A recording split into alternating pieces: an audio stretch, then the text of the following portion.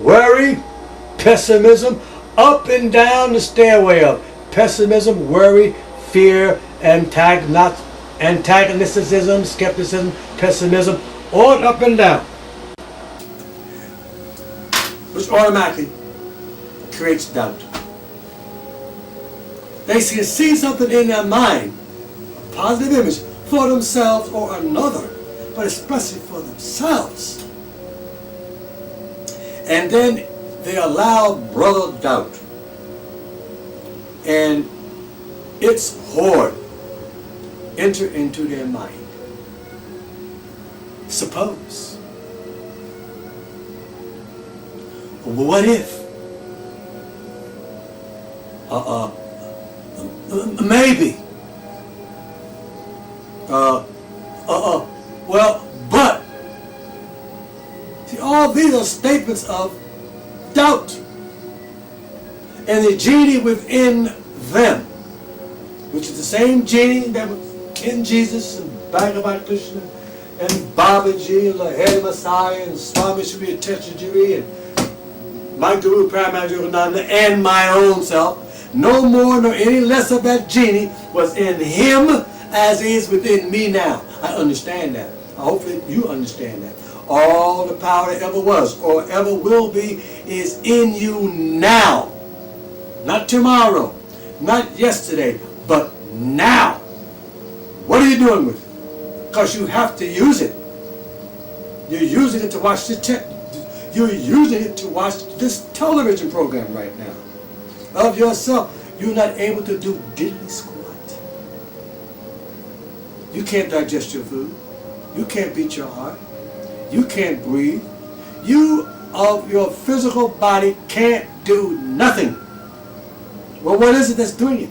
The genie within you. And it's not asking your permission. Why? Because it knows that you don't know how. It's the only doer. And that goes over multiple times. As I said about 25 minutes ago, whatever the mind of man can conceive, man can achieve. Today, we can catch a train and travel all over.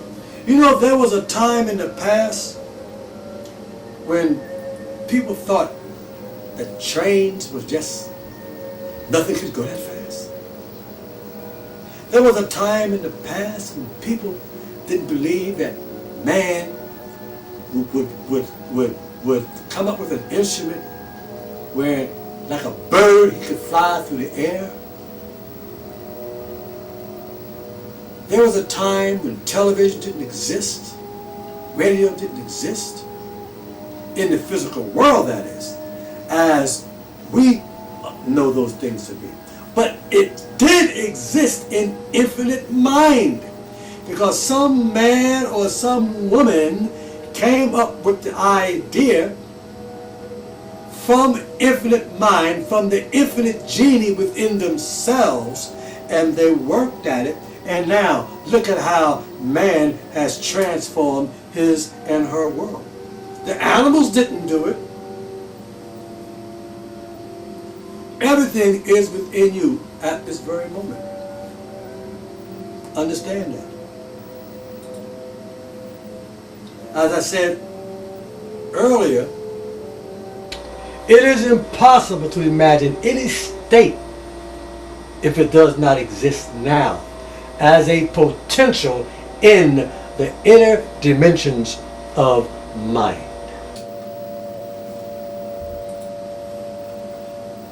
Even the man Jesus alluded to that. He alluded to it in the following statement that he supposedly made.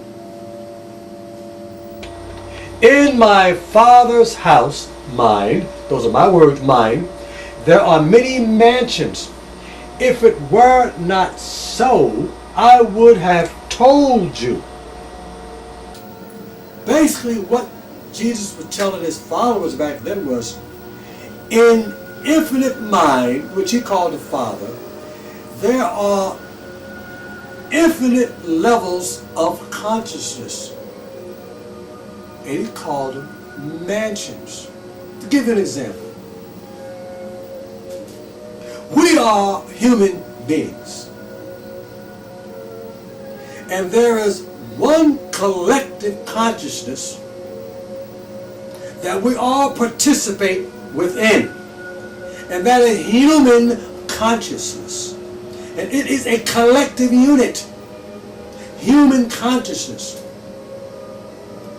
And we as individuals, we are at different levels within that collective human consciousness.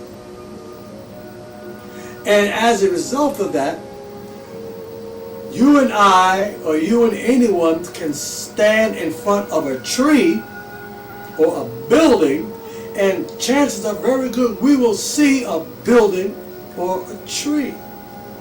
Now, if we see a building instead of the tree, if we're standing in front of a tree, and wherever someone is hallucinating. However, you see a tree, I see a tree, I do not have the faintest idea of how that tree looks to you. Nor do you have the faintest idea of how that tree looks to me.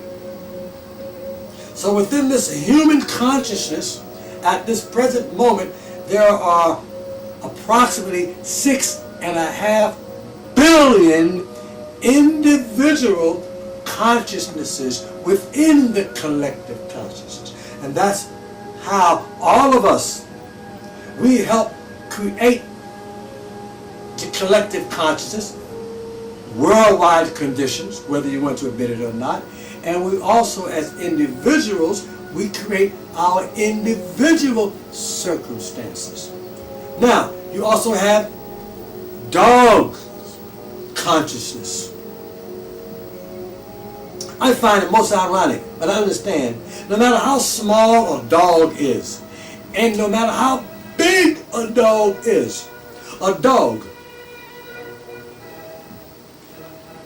I've seen this on the trails. No matter how small the dog always recognizes another dog. Why? Because the consciousness, the collective consciousness of dog contains all consciousnesses of all dogs, be it however small or be it however big.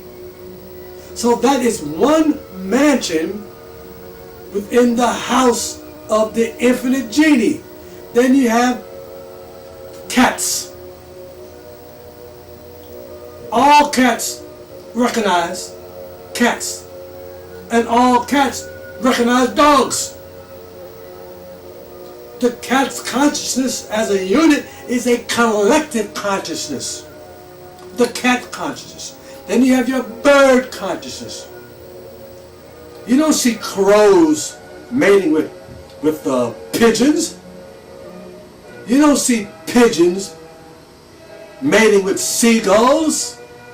Each bird, there's a bird consciousness, but yet within that collective bird consciousness, there are different species of birds.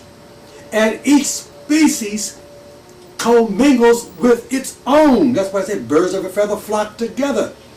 Those are consciousnesses. The bumblebee, collective consciousness. Each individual bee has an individual consciousness within the collective consciousness of the bee hive. And each